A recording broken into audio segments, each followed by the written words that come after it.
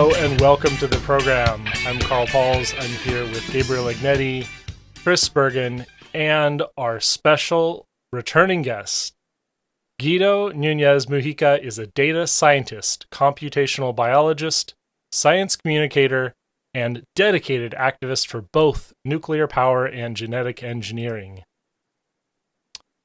Currently, Guido is the head of data science at the Anthropocene Institute. His work has been featured in multiple publications, including Nature and Wired magazine. Currently, Guido is producing a documentary called Silenced Crops on the topic of the destruction of Venezuelan biotechnology by activists. Welcome to the program again. Thank you. Great. So I think that we've definitely covered this topic, the topic of genetic modification, especially in food, for a long time. But if you would, what's your best explanation of that, and why is there opposition to genetic modification? Are you sure this is going to last only an hour? It's really complex. I've been an activist on this field since my first year in college. I was pretty much forced to be an activist. And a very long story, a very short, I will say that it's a combination of multiple things. One of them is that the benefits until very recently have been mostly for the farmers. The end consumer gets nothing other than vaguely threatening rumors. When it's on your plate, BT corn doesn't look any different than regular corn, doesn't taste any different. It offers no health benefits. While for a farmer, he or she can see, or they can see instantly that they don't have to use as many pesticides. So first, there's a lack of defined benefits, and no one really has been bothered to tell the consumer, hey, when you eat this particular type of corn, it makes the price of food go down because you need less inputs. Actually, you're actually decreasing your risk of cancer. Not a lot of people know this, because traditionally what happens is that insects bite the corn, and there are holes in the corn that then fungi will colonize. And these fungi, some of them produce something called aflatoxin, which is extremely toxic for humans and will eventually cause cancer. BT corn has been multiple times in multiple studies shown to pretty much decrease to nearly zero the amount of these holes that corn gets, and the levels of aflatoxins are near zero compared with regular corn and even organic corn. So you're actually reducing your risk of cancer, but this is knowledge that is not very widespread. And another component to this is that, and this is only my speculation, I really have no evidence on this, but after 25 years of activism and talking to people, I have realized that food taboos are very, very, very deep and very important part for cultures. When you think about it in terms of religion and in terms of tribal identity, we're not only defined by what we eat, but also by what we refuse to eat. It's a core part of our identity as individuals and in culture. Muslims and Jewish, they don't eat pig, the pork. They make a big issue of it. Like, you have specific certifications to know that the food has been prepared in adherence to your specific needs, religious needs. We Westerners, we're horrified at the mere thought of eating dogs or cats, while our cultures do it, and we call them barbarians. But to Hindu people, we're the barbarians because we eat cows. So when suddenly, out of nowhere, comes this clueless scientist and starts playing with your food, it's like, it's stop right there. So this offers no benefits for most of people. no apparent benefit because there are lots of benefits. And we start touching you right there where you don't want to be touched. That's a really bad combination. And then when you add all the issues about legit issues about being concerned about intellectual property of crops and all that, it's very, very hard to untangle that and to be unbiased. And, I've been patient. As I told you, I've been doing this for near 25 years. And the amount of victories that we have seen has been depressingly small compared to my other more recent love for nuclear power, where the conversation has changed almost from one day to the next. And we are actually being seeing a string of victories. So it's two very different situations. But if life has taught me something at this point, is you must be patient and you need to continue doing this slow work of education one by one person. Mm-hmm. Yeah.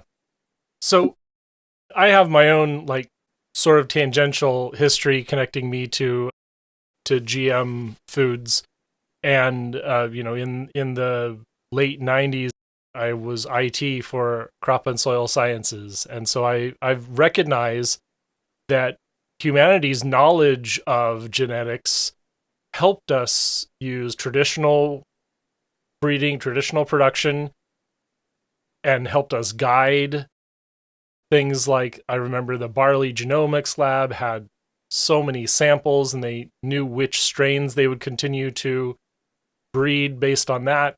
And that we had the winter wheat and edamame projects that were all, struggling to cultivate these varietals over decades. And there is something new, but is it really that different? Is a CRISPR or a direct editing of genomes really different in some fundamental way other than being more efficient? No, not really. Actually, when you stop thinking about it, pretty much all the tools, I can think of only one tool that's really not present in nature. All that we have been doing so far is trying to understand how nature works and finding some crazy quote phenomenon and studying and think, hey, we could use this that nature has created and simplify it, make it easy to use, and then use it for another purpose, like a traditional genetic engineering in plants, which is done with Bacillus thuringiensis. We get it from a plasmid that was in a bacteria, and we package that in a way that scientists can use it. And that's how transgenesis is done, the first round of GMOs, the earlier technology. And then CRISPR is a system that's basically the basis of bacteria's immune system, if you're going to call it that way. And what we used to do many, many years ago, 70 years ago or so, 60 years ago, which was creating new varieties by simply exposing them to gamma rays, is just a higher rate of mutation that plants already get from the sun.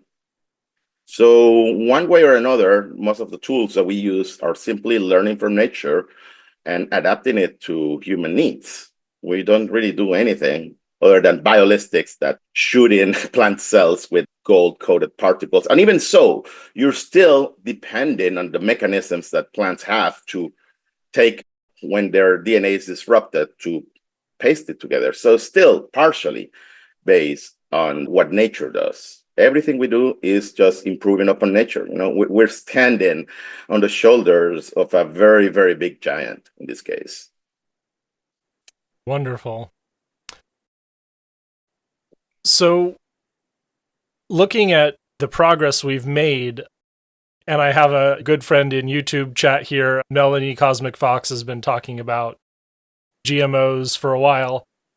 And she's talking about predictive algorithms and protein folding and all of these future technologies. What do you see as the future of genetic progress in foods or in other biology?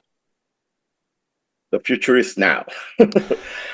There will come better things, but I'm actually very happy because for the last 3 years or so, maybe 4 years, I'm starting to finally see products that make sense for the final consumer. I start telling you that initially you had stuff that was mostly for farmers or only for farmers, and that offered no apparent benefits for consumers. That's changing. And initially, I thought it was just me being my biased self and seeing a silver lining and trying desperate to believe that things were changing. But when I start Googling for recipes to do with do you know the pink pineapple? Have you Mm-hmm. have And you eaten it? I haven't had, but I have had pink grapefruit, which is its own variety of Yes, GMO. that's a super interesting one. Um, well, Del Monte released this genetically modified pink pineapple that's actually a very bright, very beautiful pink, and it has lycopene, which is what makes tomatoes red.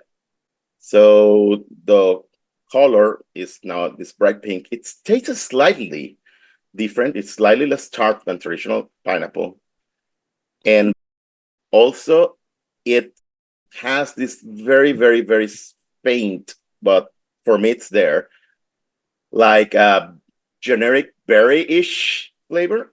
So we end up tasting like almost bubble gummy. My husband says it's not that, but we agree on the berry note. And so it's a different product. And when I was Googling for recipes, and I found a recipe on a vegan wellness health blog with the pink pineapple, and they were all excited about it. And there was like towards the very end, they were, oh, sure, it's a GMO, but whatever. I'm like, okay, maybe there is something here. It's so Instagram friendly and it tastes different and it's so hip that it might be making a difference. Again, it's in front of you in a plate, and you have vague rumors on one side, and on the other side, you have nothing. Well, the scale's just going to go this way, it's going to tip. But when you have something, oh, this is cool, this looks good, this tastes good. And the rumors, well, maybe the rumors lose importance, lose relevance. So, yeah, now there's a new generation of consumer-friendly biotech products. Let's not call them GMO because that's GMOs. That's actually it's not a precise term. It's not really a scientific term. Nobody can agree on what it means. Traditional breeding involves GMO. Like no. So there's a new generation of biotechnology products using a different set of techniques and with a more consumer-focused approach, like the purple tomato. I already also had the purple tomato. It does taste different. I'm sure to what extent it's just that it's based on a different variety that's been optimized for flavor, in addition to the optimization for shelf life and other traits that have been selected in the last 80 years or so. But it does taste different. It looks beautiful. And I think that a lot more products are going to be arriving, that regulation has been streamlined. We still have a lot to do, but I'm very optimistic about what's coming. And yes, what we see now, it's technology essentially that's, I don't know, 10 years old at this point, maybe more. So I don't know, in 10 years, we might finally be getting to see what they can do with shiny new toys that they have available. Because when I was a student, just the thought that you could have such precise algorithm, but to predict the way the protein is going to fall, it was science fiction. It was something that you will read in a Greg Egan novel, but now it's reality. So I'm super excited to see what's going to be possible, and I expect that more and more products catering to the needs of consumers will arise. That you could do a whole show about all these products. Like the Impossible Burger is one of them. There's ice cream that has the milk protein, but it's not made from a cow, so it's technically dairy vegan ice cream. And there are many other products that are commercially available right now. Well, of course, folding proteins and that 10-year window makes me think, oh, what other problems are we looking for, and what other things are the misinformed public possibly going to latch on to. Is there a layer of safety involved with this? Is that why it takes 10 years for some of these technologies to make its way into the food supply?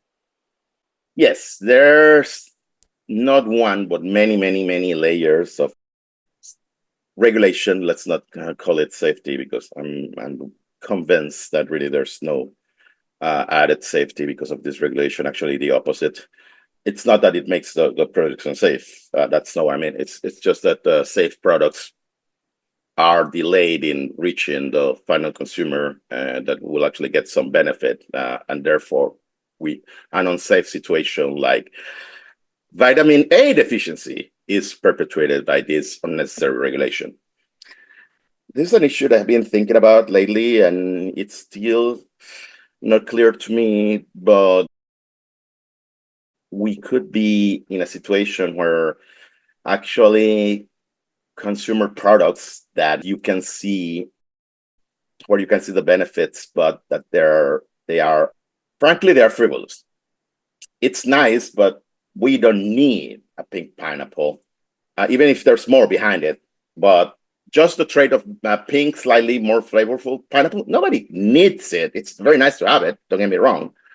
But you know what we need? Rice that has more vitamin A, because people are dying right now because of it.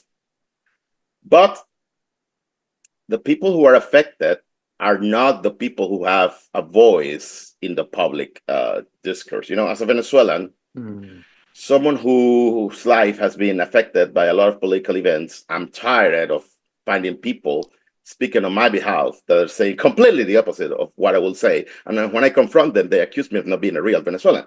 So the same thing is going on here. You have a lot of activists that are going after products that are not Instagram friendly and they are not cool, but they are very necessary, while ignoring the products that are more, let's call it frivolous, even if that might not be the exact word, because people actually like them. So they go against what's unpopular. Yeah, that's like the GMO salmon. You can't find it in hardly any food chains. Yeah. Chris. Yeah, I understand that the tools that we're using for GMO are basically compressing maybe 100 years worth of crossbreeding into like 3 or 4 years. And then we look at what they have, and then they move on. And it's just nothing necessarily unnatural. We're just accelerating the process and doing that repeatedly, so we get a much superior product in some ways. But also, in my hometown has a place called the Seed Savers, where they have a lot of heritage seeds for many different plants.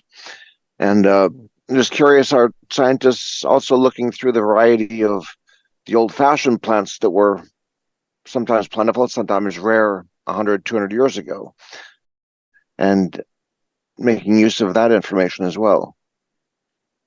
Yes, one of the reasons exactly why we have been able to make all this process is because plant breeding went from something accidental or something that, you know, someone will try painstakingly doing over decades without many resources, because they also had a farm to run, to something now professionally done with lots of resources in laboratories that store seeds from everywhere around the world and are very careful about perpetuating exactly that particular substrain of a substrain of a substrain of corn or wheat.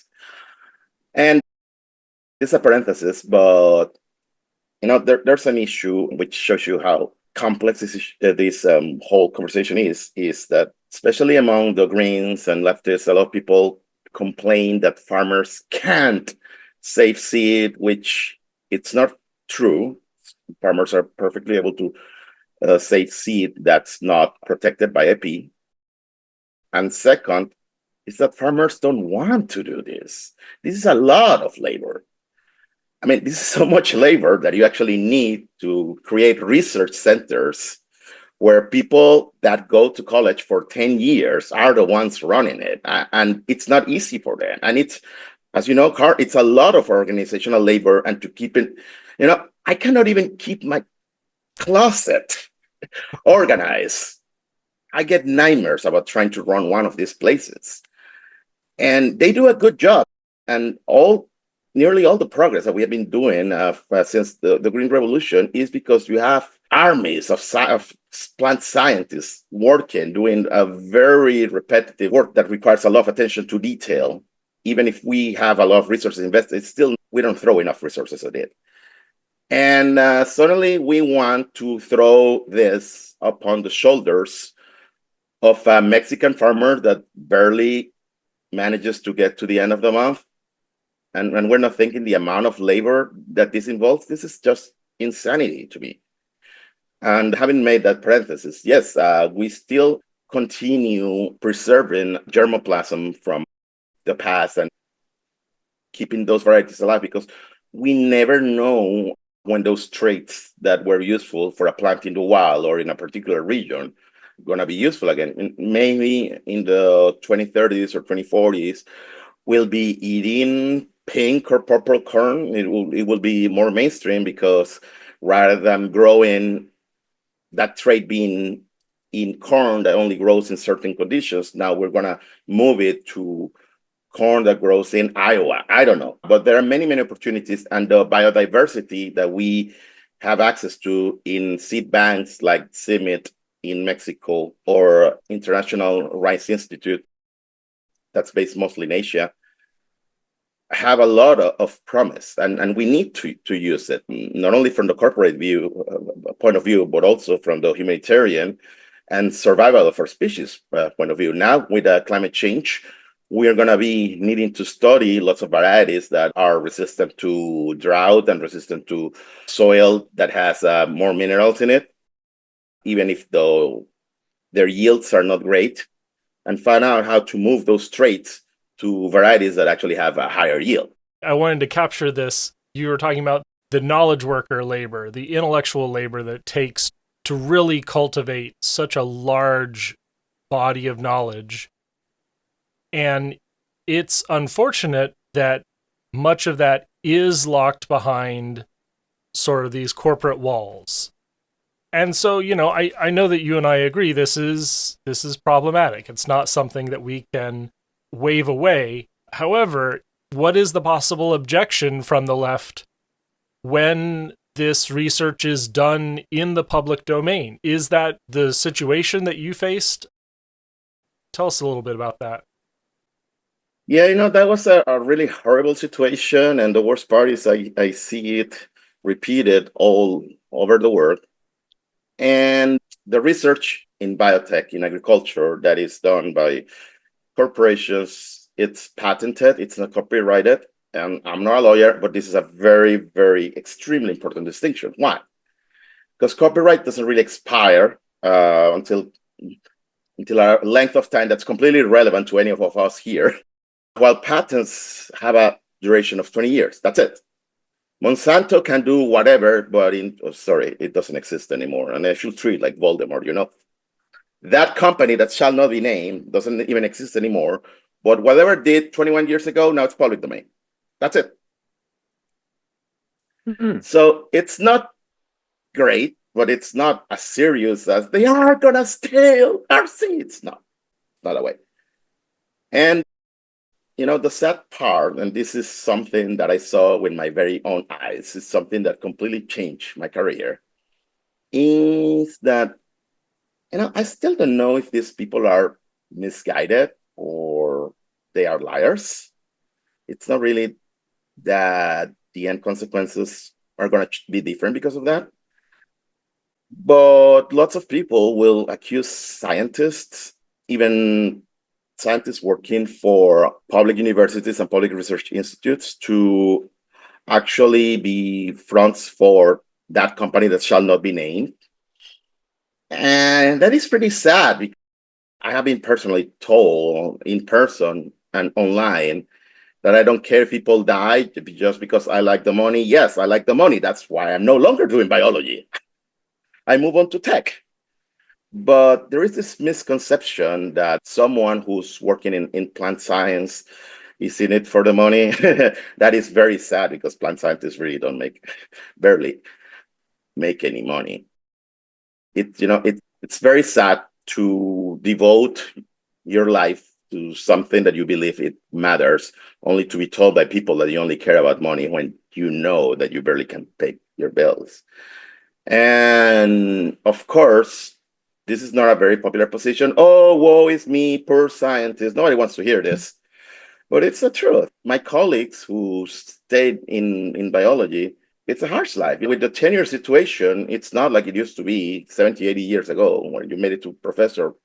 Now there's brutal cutthroat competition, and only getting tenure track, it's nearly impossible for most researchers. So yes, there's a lot of people working in this field that's doing very important work, and what they get for it from a lot of these activists is ridiculous accusations of not caring about people and only being in it for the money. And how do I know this? Because in Venezuela, we used to have a project for a genetically modified papaya that was very similar to the one that we have here in Hawaii. But instead of simply adopting the Hawaiian papaya and telling the farmers and the consumer, hey, this is what you get now. So the government could have done that. And okay, this is what it is. The other variety doesn't work. We have one that works. No, but no, the scientists actually wanted to take our papaya, which is very different from the Hawaiian papaya, and even the flavor is different. It's less sweet.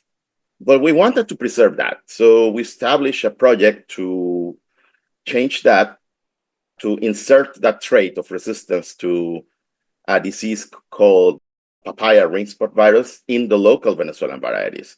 And it was a public project in a public university where I went to college. And I know personally some of the scientists that were involved in this. And they're extremely kind, hardworking, smart people who really care about farmers and the public. And there was such a misinformation campaign. It was painful to witness. And I was very naive. I was in my first year in college, and I actually wanted to do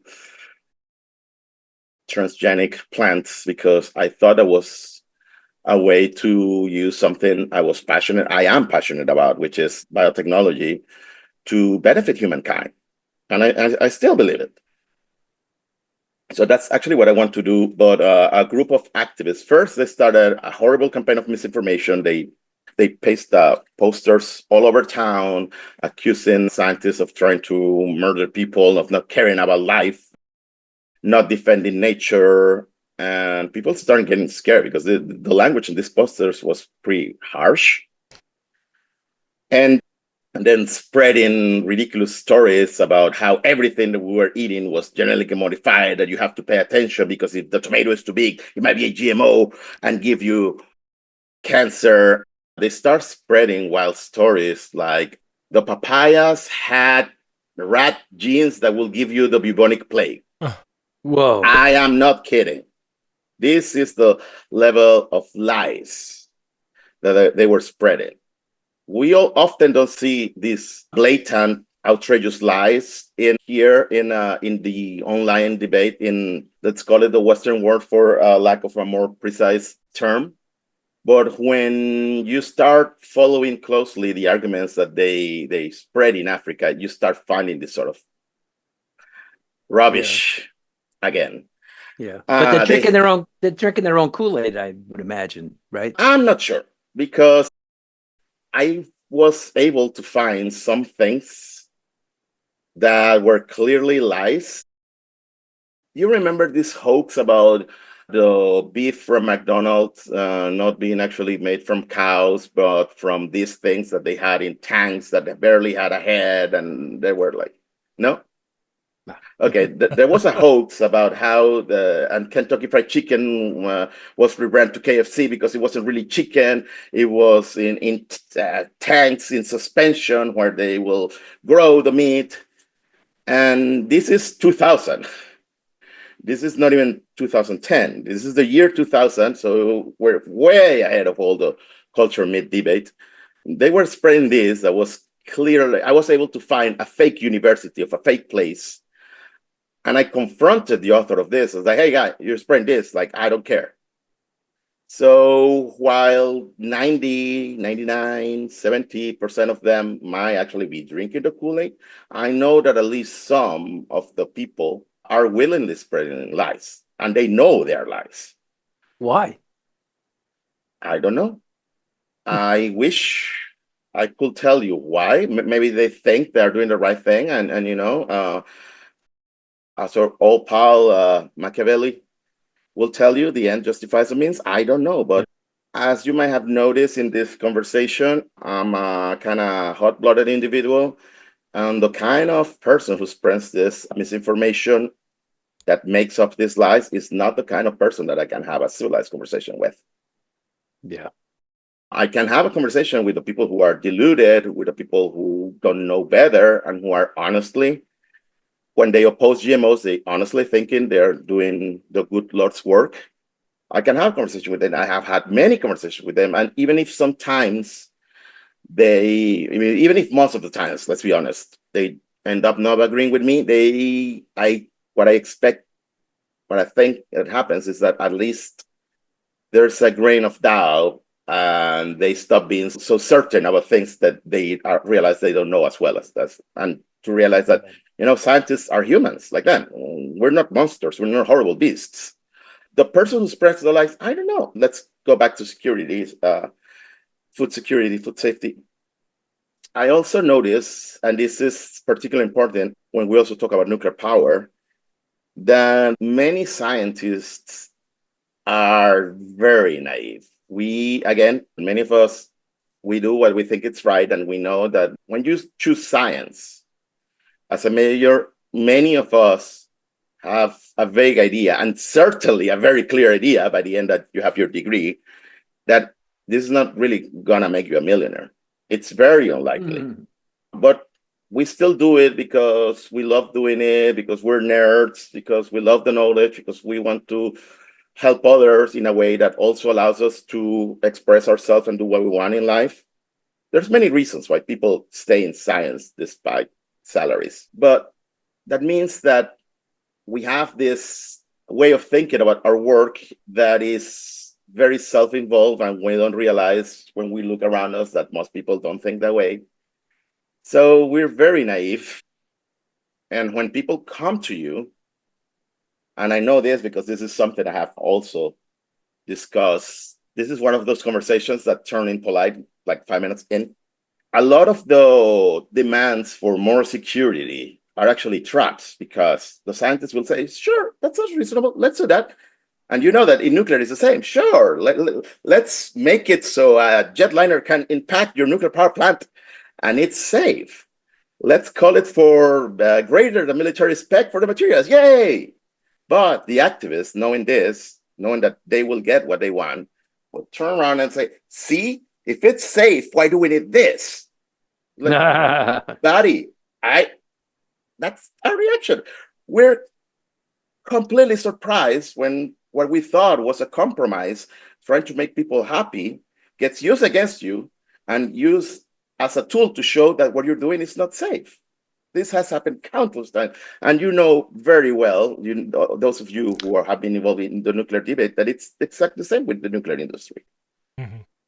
Just curious, is there a shred of truth to their concerns in this regard? A GMO which did get out of control, and we had difficulty in keeping it from eradicating all the local plants and so forth. As far as I know, no. There were plans to make the Terminator seeds, but the public outcry was so intense that company that shall not be named instantly, we don't want this. This is a really bad idea. Right. And that technology was never used. It was called, the acronym was GERT. I cannot really tell you the acronym, but it was technology that was designed so that the seeds were infertile, so there could be no theft of their intellectual property, but that never got used. Really, there was a very, very swift backlash against it. And there have been small cases where, for instance, There is herbicide-resistant wheat that was never released to the market that has been found in a few places, but as far as I know, it has never become widespread. And this highlights a little bit of the double standard we have with agricultural plants, because we're so concerned about GMOs spreading in the environment without even accounting that most plants that we grow cannot survive in the wild. They have been evolved to serve our needs, and we serve their needs. And when they find themselves out of contact with humans, then they need more water than nature can provide. They need more fertilizer than nature can provide. They need to be harvested by humans in order to be spread. All of these plants cannot reproduce by themselves. They need us and we need them. And so we have all these weird concerns about GMOs somehow spreading all over and killing all life, while we don't stop to think that if we had this mindset that we have now in, say, 1500, people in Europe could not eat tomatoes unless they are imported from the Americas. They could not eat potatoes. Can you imagine how different will have been history if the Irish will not have been allowed to eat potatoes but only import them from South America, or the Russians? That's insane. And we grow corn in Africa, and now when you say something like, specific varieties don't really matter that much. What is important is that people preserve where people cannot have access to food they can afford, and farmers don't have to be spraying tons of insecticide and don't lose their crops to plagues. And you get lecture on the importance of specific varieties of corn that for Africans, it's something that has been their cultural inheritance for, like, excuse me, let's not get in that conversation, but I think that corn is not from Africa. And, then just get on this nasty conversation about social justice, and that's not where I want to go. Mm-hmm. Corn is freedom, not colonization. It's not the, as much as you talk about culture being a part of food, it doesn't mean that food dominates culture.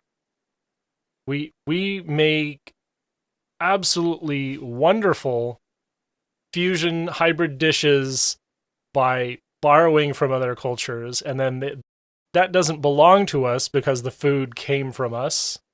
It is culture. It is how culture is communicated.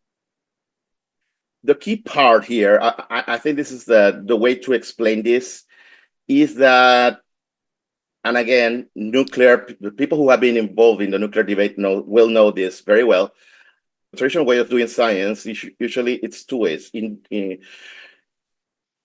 induction, deduction, and then observation. So you have Svante Arrhenius in the late 1800s predicting global warming, and we are observing increases in temperature that roughly match what he predicted, and more CO2, more temperature, and he had a theoretical basis for this. This was a theoretical prediction based upon theory that was right. So it's legit to have a theoretical framework that you can justify to warn about a possible risk. That's great. Also, you can do what Rachel Carson did and do observation. You go out, you see that something's going on, you make more observations, and you say, hey, the birds are dying. The insects are no longer there. We're going to have a silent spring. Why? Because of DDT. And you know what? We change. DDT is no longer being used. We use kinder, gentler pesticides now. We did change. We did listen to Rachel Carson. So we have a prediction of a risk based on a theoretical framework. You have a warning about a current ongoing risk based on observation. What do we have in both nuclear and in biotech? We have what I call a fishing expedition. You have no theoretical framework to propose a risk. because we have done way worse things to plants than what we do to plants in genetic engineering. It's almost a surgical intervention. We know in which gene we're intervening. We know we can sequence the whole thing and understand, okay, this is what we did. These are the difference with a parent plant. And there is, as far as I know, as a biologist, there's no theoretical basis to propose an actual risk. And part of it is because 70 years ago, we were basically trying to do plant Hulk and bombarding plants with gamma rays. And as far as I know, not a single one of those varieties that now we still use, like the red ruby grapefruits, which can be gotten in an organic version, by the way. You can get organic mutant plants. Don't ask me how that makes sense. So we have done a lot worse, and the actual number of casualties is zero.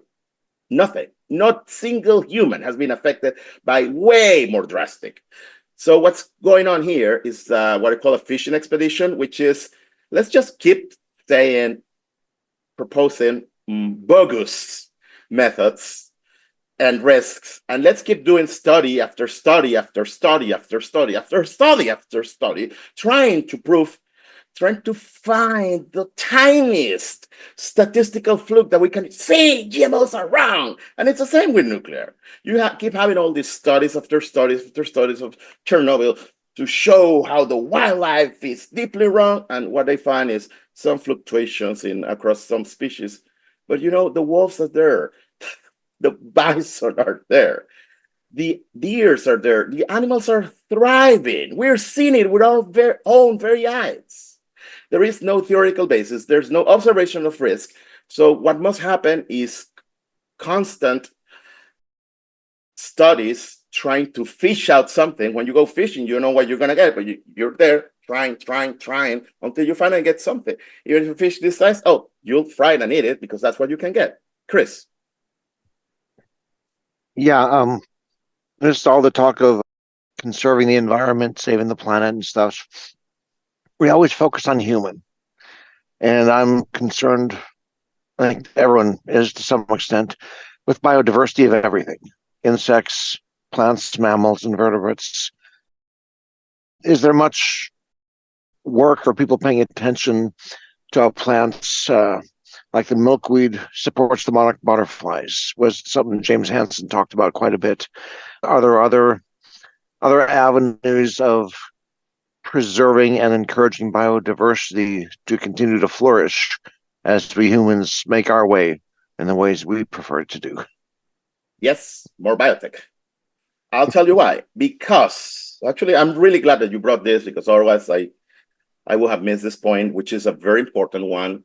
And I'm going to ask people not to believe me. I'm going to ask people to, if you think this is outrageous, just go and fact check me and then come back to me and we have a conversation. Very good. Actually, by not using GMOs, Europe is emitting north of 30 million of avoidable CO2 emissions every year. 33, I think. Why? Because they have higher yields. You can get the same amount of food in a smaller area. You need less insecticides in the case of BT varieties, for instance.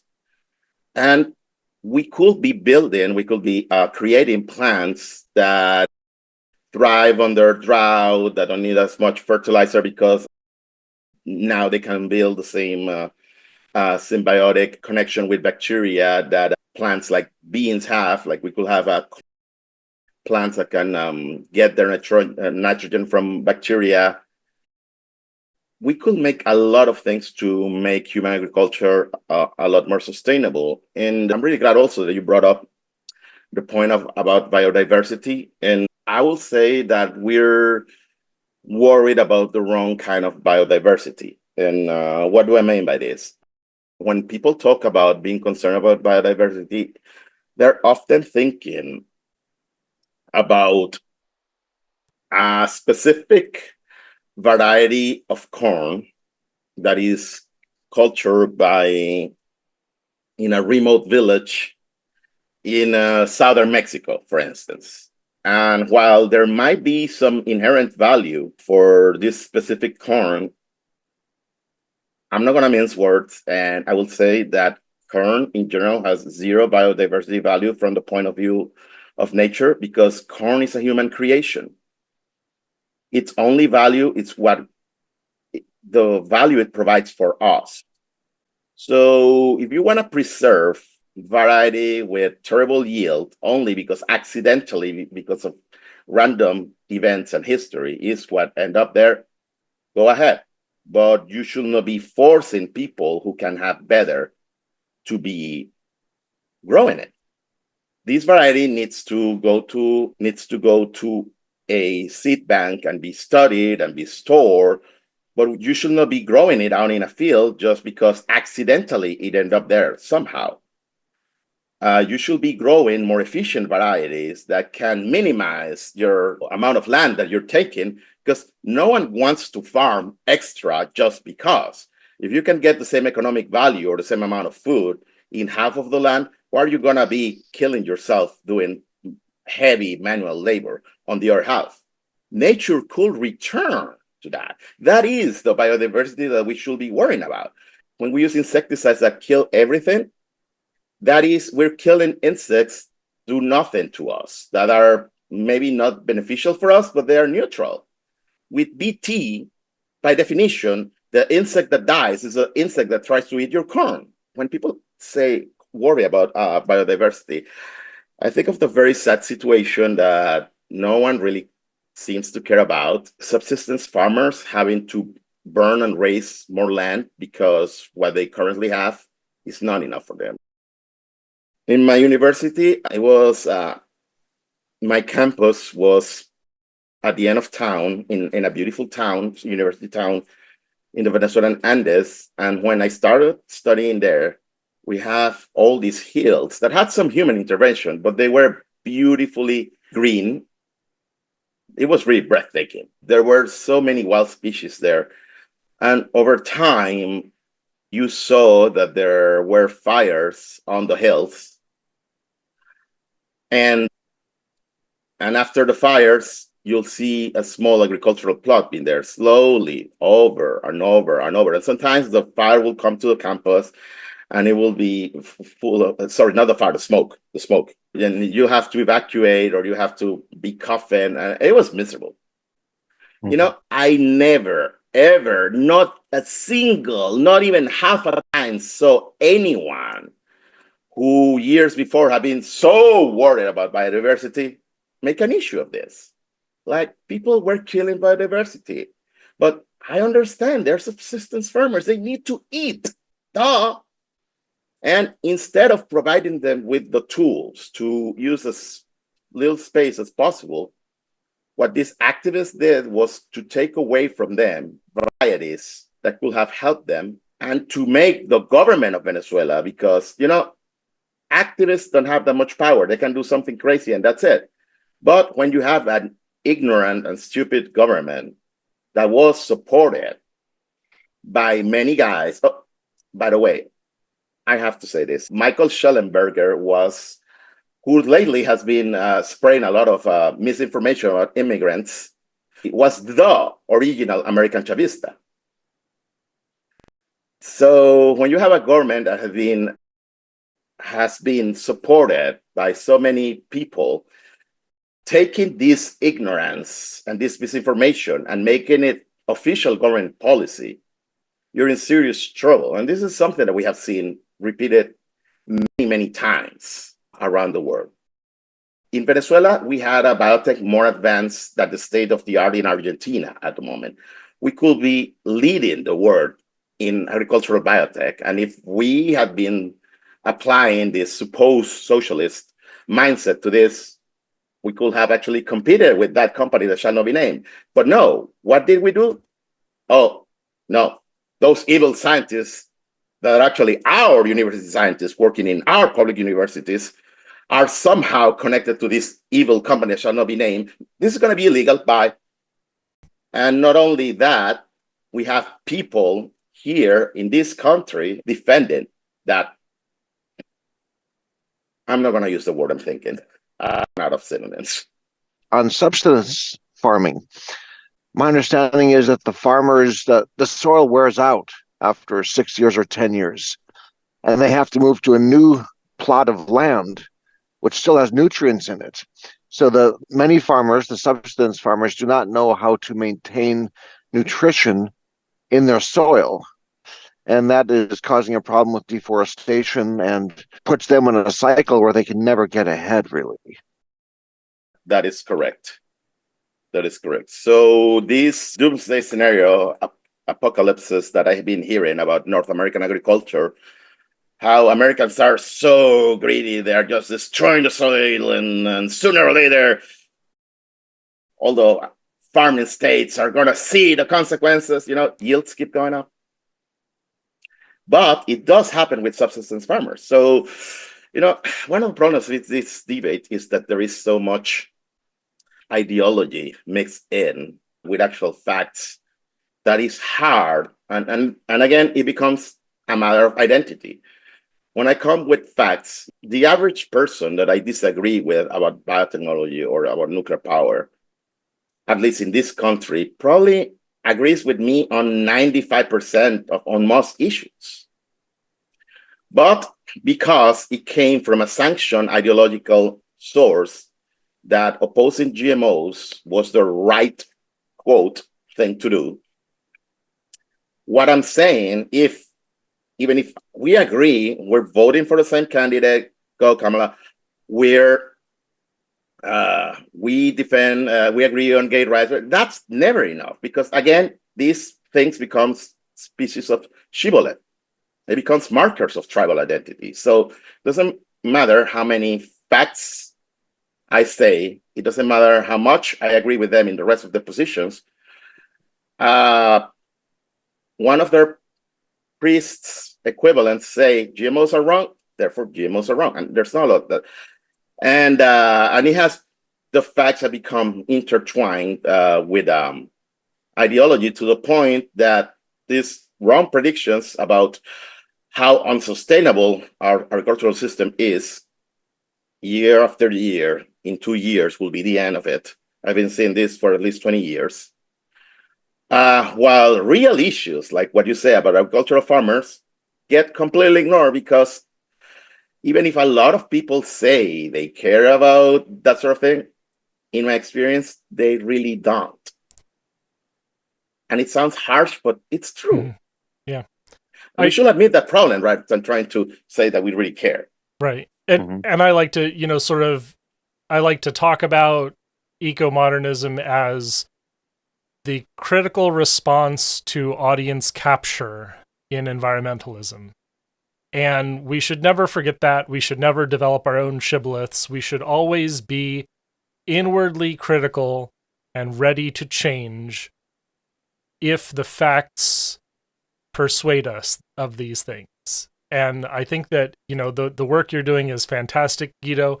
I want to make sure that you get the opportunity to mention anything else before we go way over time, because we've been having a great time. Yeah. Sorry about that, but wonderful. Again, I'm being reminded, about what you said. Something I don't really feel comfortable about is that some flavors of ecomodernism try to make this distinction between environmentalism and ecomodernism, and to me, no. To me personally, to be an ecomodernist is also to be an environmentalist, but doing it in a way that actually matches the science and the facts and what we know about the universe, rather than to have this ridiculous naturalistic fallacy of, oh, everything's good, Gaia is so wonderful. No.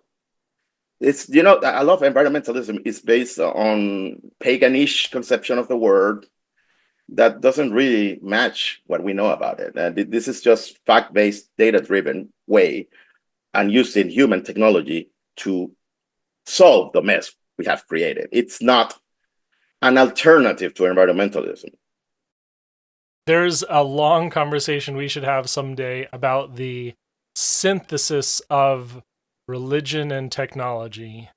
Things like Hermes, ideas like the god of Hermes. Hermes was the original technologist.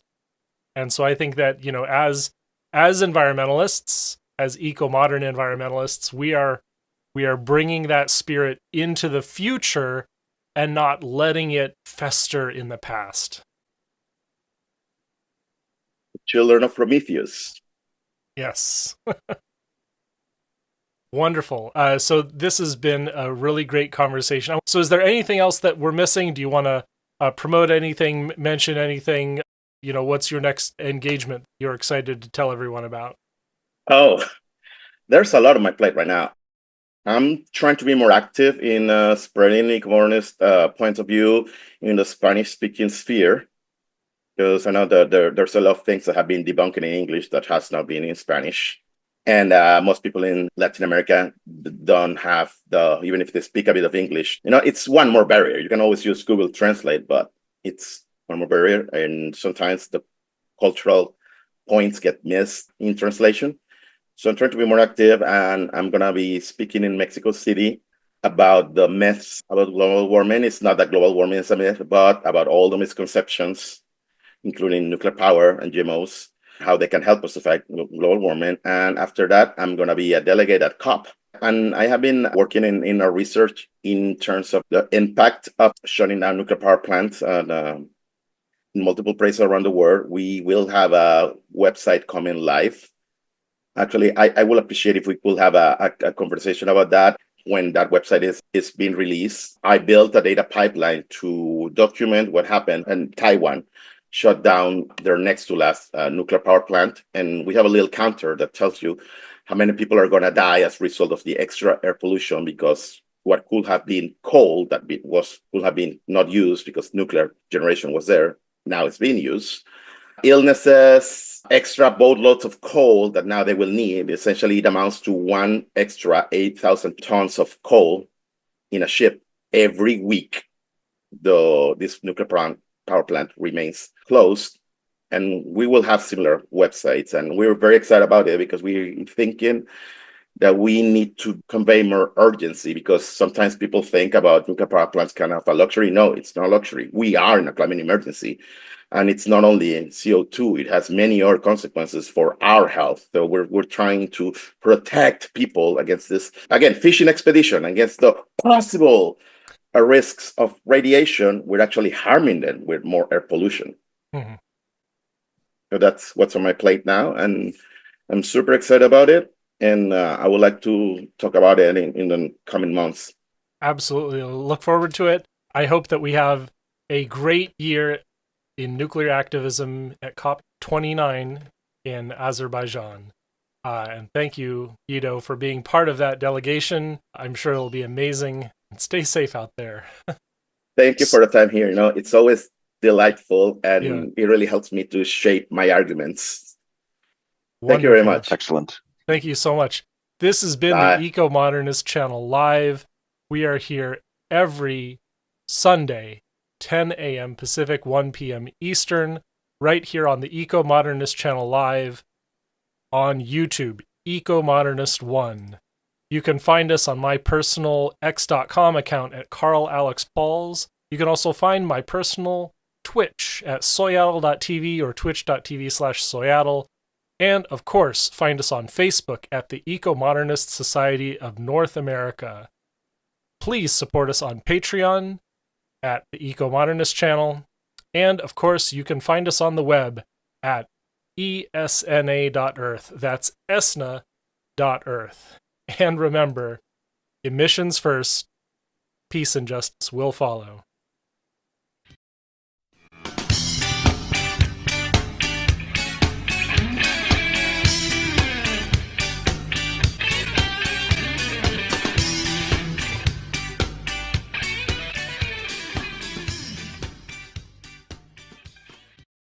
Please subscribe to us on YouTube, Ecomodernist channel.